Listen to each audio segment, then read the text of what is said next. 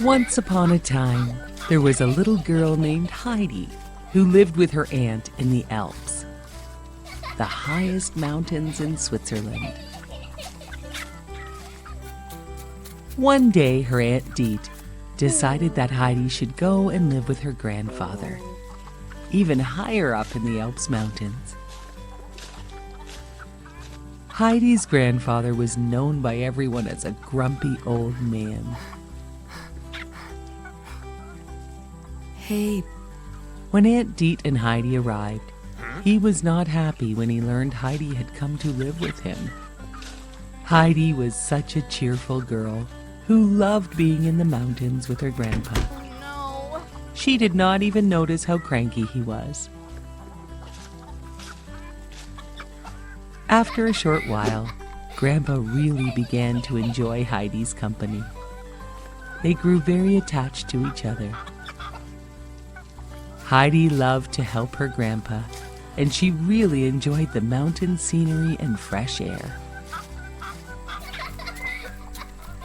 She made friends with the local goat herd Peter. They had so much fun playing with goats and running through the mountain meadows.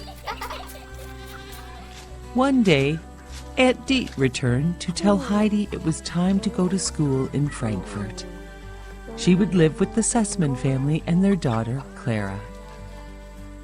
Heidi and her grandpa were very sad to say goodbye as she left for the big city of Frankfurt. When Heidi arrived in Frankfurt, she was taken aback by all the hustle and bustle of the big city. Heidi met the Sussman's governess and their daughter Clara. Clara was confined to a wheelchair, as she had been sick and her legs were not working properly.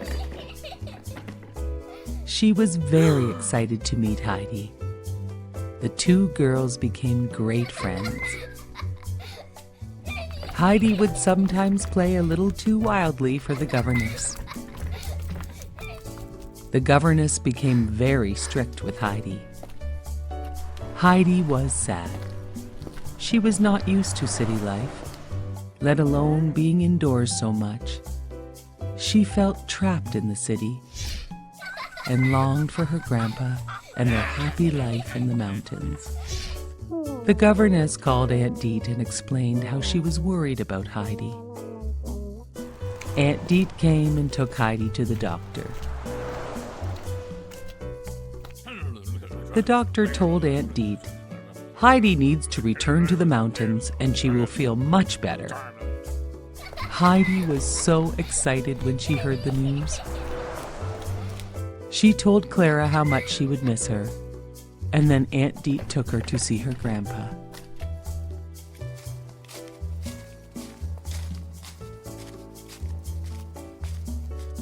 When Heidi arrived at her grandpa's, they were so happy to see each other. Heidi immediately felt so much better. She called Clara to say she missed her, but she was also feeling so much better being back in the mountains. Clara asked her parents if she could visit Heidi. They said yes. Clara's parents also hoped the fresh mountain air would make Clara feel a little better. Clara arrived and played with Peter and Heidi. Clara loved the mountains and the fresh air and the goats. And she also began to feel so much better.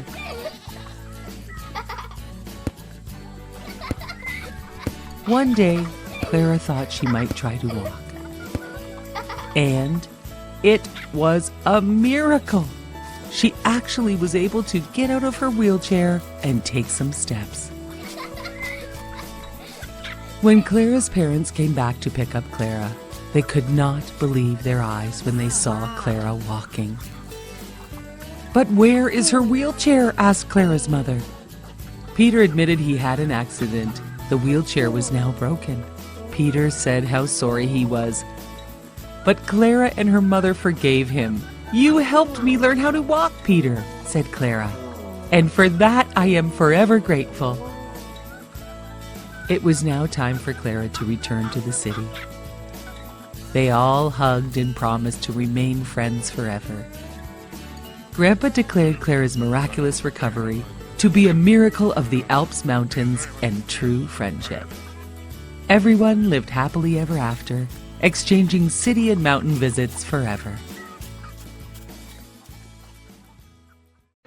A long time ago, Mr. and Mrs. Darling lived in London, England, with their children, Wendy, Michael, John, and their sweet dog, Nana. Wendy was always telling her brothers stories about a magical place called Neverland, where a magical boy named Peter Pan lived. No one ever grew old in Neverland. It was full of mermaids, Indians, fairies, and some wicked pirates, too. One night, as Wendy told her brothers a bedtime tale of Neverland, magically, Peter Pan and a magic fairy appeared. Peter Pan wanted Wendy to come with him back to Neverland and never grow old. She agreed, as long as her two brothers could come too. The magic fairy sprinkled her fairy dust to help them fly. And soon, Peter Pan had taught Wendy, Michael, and John how to fly.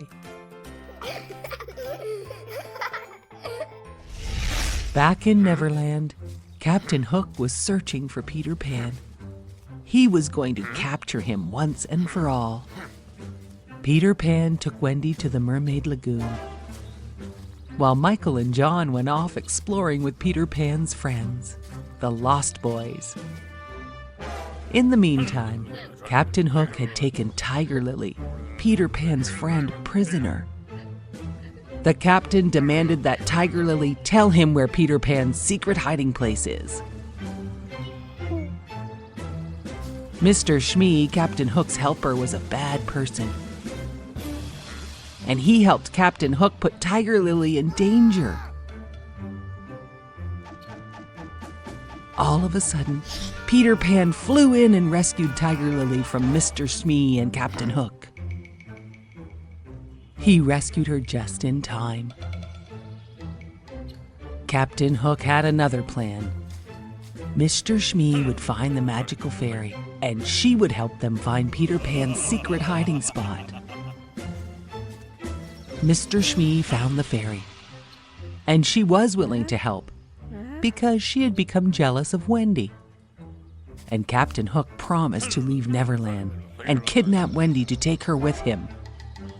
Because of the promise, the fairy showed Mr. Shmee and Captain Hook on a map where Peter Pan's secret hideout was. Immediately, Captain Hook said, "Thank you, nice fairy," and then locked her up in a cage. The captain and his crew found the secret hideout and captured everyone but Peter Pan. Captain Hook lowered a bomb into the hideout to blast away Peter Pan. But meanwhile, the fairy had escaped to warn Peter Pan about the bomb. The bomb went off, but Peter Pan and the fairy escaped. But Captain Hook had no idea about that. Happy with his prisoners, Captain Hook loaded them on his ship. He gave them all only two choices. "Become pirates or walk the plank," said Captain Hook. Wendy bravely said, "We will never join you," as she slowly walked onto the plank. She stepped off the end and vanished into thin air without even a splash. Michael and John looked on in fear. All of a sudden, they all heard Peter Pan's voice. He had saved Wendy by catching her before she splashed into the water. A great battle started between Peter Pan and Captain Hook. Peter Pan won the battle and threw Captain Hook overboard. The ship was now Peter Pan's. Peter ordered his crew to sail the ship to London to take Wendy, John, and Michael back home. Peter Pan knew Wendy and her brothers had to return home. Wendy and her brothers were so happy to be returning home to London. The ship reached Mr. and Mrs. Darling's home and dropped off Wendy, Michael, and John. Peter Pan and his friends were not ready to grow up just yet, so they turned the ship around to sail back to Neverland, with Peter Pan and the fairy too. Wendy and her brothers waved goodbye from their window as Peter Pan and his ship sailed out of sight towards Neverland. Wendy knew in her heart she must start to grow up soon. But no matter how old she got, she would never forget her wonderful adventures in Neverland with Peter Pan and all of his amazing friends.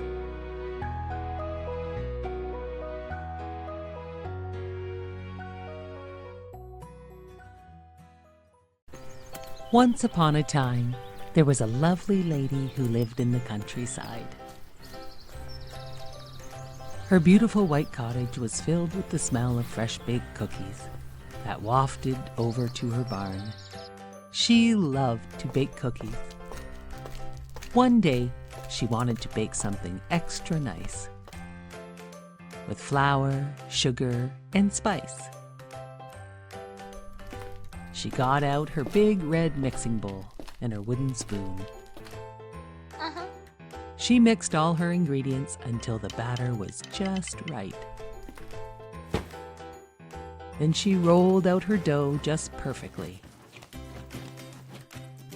She thought, this dough is so perfect and flat and just like butter. I think it is time for my cookie cutter. Soon the cookie was baked perfectly. She had used a Gingerbread Man cookie cutter.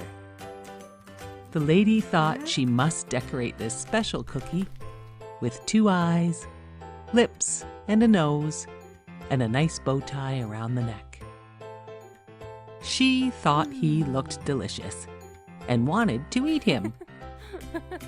Before she knew it, the Gingerbread Man cookie came to life, hopped off the cookie pan, and ran out of the cottage. No. Oh no. She ran after him. Don't run! I want to eat you! The Gingerbread Man shouted back. Run, run as fast as you can. You can't catch me, I'm the Gingerbread Man. As she ran after him past her barn, a cow smelled the cookie and wanted to eat him too. The cow began to chase the Gingerbread Man, along with the lady. The Gingerbread Man saw the cow chasing him, and he said, Run, run as fast as you can. You can't catch me, I'm the Gingerbread Man. Soon a chicken and a pig from the farm joined the chase for the Gingerbread Man. They chased him all the way to the edge of the big pond. The Gingerbread Man knew he would melt if he went into the pond. And then, all of a sudden, a sly fox appeared and offered to help the Gingerbread Man cross the water. But I think you might eat me, said the Gingerbread Man. Oh, don't worry. I just want to help you cross the water, said the sly fox. The Gingerbread Man thought it was okay, and he jumped onto the sly fox's tail. The lady and the barnyard animals watched as the Gingerbread Man crossed the pond with the sly fox. Soon the water got higher, and the fox told the Gingerbread Man to get on his back to avoid getting wet. The Gingerbread Man crawled from the fox's tail to his back. Then the water got even deeper, and the fox asked the Gingerbread Man to hop on his head to be safe from the water. Soon even the fox's head was going under the water. He asked the Gingerbread Man to hop on his nose to really finish his plan. The Gingerbread Man hopped on the fox's nose. Just as they reached land, the fox flipped his nose and the Gingerbread Man went flying into the air. and was falling towards the sly fox's mouth. The sly fox's plan was now very evident. He was going to eat the gingerbread man. All of a sudden, a crow snatched the gingerbread man from the air.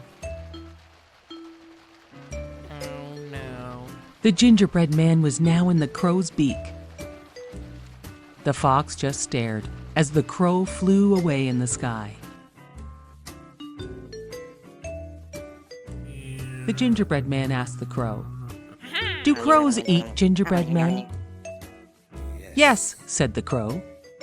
And when he opened his beak to answer the gingerbread man fell down to the ground. Ow, ow, ow. He ran away as fast as he could. The gingerbread man yelled to the lady and all the animals, "Run, run as fast as you can. No one can catch me. I'm the gingerbread man." If you ever see a gingerbread man, don't try to catch him, because no one can. A long, long time ago, in Sherwood Forest, there lived two outlaws whose names were Robin Hood and Little John. They were the smartest, fastest, and best archers in the world. The prince of the land wanted them arrested and sent all of his men after them. But Robin Hood and Little John outsmarted Prince Jonathan's men and easily escaped.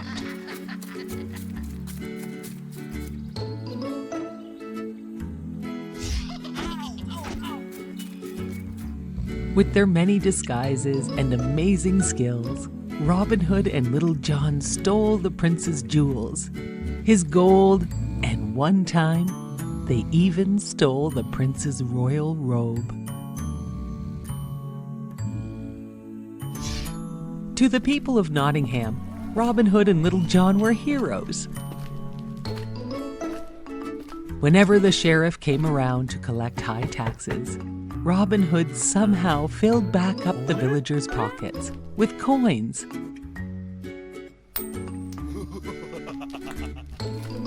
Once the sheriff even took a rabbit's family's last penny. Robin Hood heard about it and visited the mother rabbit with a bag of gold coins as a gift, so she could look after her whole family. Mother Rabbit thanked him as Robin Hood sped off to his hideout. Meanwhile, the beautiful Maid Marian was out for a walk with her friend. When she noticed Robin Hood's wanted poster, she confided in her friend how much she loved Robin Hood. Her friend assured her they would be together someday. Meanwhile, Robin Hood had caught a glimpse of Maid Marian on her walk. Robin Hood told his friend Little John how much he loved Maid Marian. "She is so lovely," said Robin Hood. "Well, why don't you ask her to marry you?" said Little John. "What would she see in me? I am a wanted outlaw," said Robin Hood. Just then, their friend Friar Tuck joined them. "Someday you will be called a great hero," said Friar Tuck, "not an outlaw." Friar Tuck then told Robin about an archery tournament being held nearby. "Maid Marian has promised a kiss to the winner," Friar Tuck remarked. Robin Hood wore his best disguise yet and won the tournament. But it was a trap set by Prince Jonathan. As Maid Marian kissed Robin Hood, Prince Jonathan arrested him and sentenced him to death. "Please, no," Maid Marian pleaded with Prince Jonathan. She confessed her love, and she begged for Robin Hood's life to be spared. "Marian, my darling, I love you too," Robin Hood declared. Little John fought off the prince's men and saved Robin Hood. The sheriff of Nottingham fought them too, but they all managed to escape to Sherwood Forest. As they fled, Robin Hood asked Maid Marian to marry him. I thought you would never ask," she happily replied.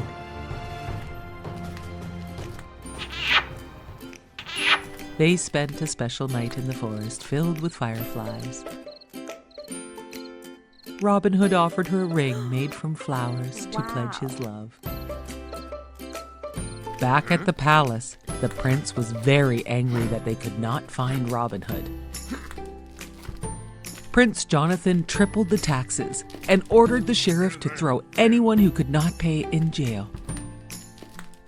Soon the jails were full. Robin Hood and Little John came up with a plan to let all the village prisoners out of jail. The plan worked. While the prisoners were all escaping, Robin Hood snuck to the castle and took every last bag of Prince Jonathan's gold and coins. Soon after, the real King Richard returned to Nottingham. The king was very upset at what he heard that Prince Jonathan and his men had done to the villagers. The king ordered Prince Jonathan and all of his men to prison. The very next day, the joyful wedding of Robin Hood and Maid Marian took place. As all of the friends gathered to celebrate their love, everyone knew Nottingham had returned to a happy and peaceful, loving town again.